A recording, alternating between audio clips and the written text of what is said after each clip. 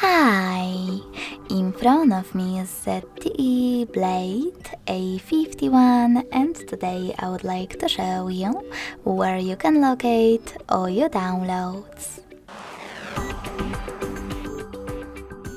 First of all, you need to find an app called Files.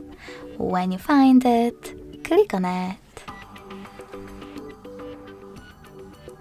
Then, if you never used it before, select Continue in the pop-up and click on Browse at the bottom in the middle after selecting Got it in Find Storage Tips pop-up. Lastly, hit Downloads category. As you can see, all my downloaded files are over here. To access one, just click on it.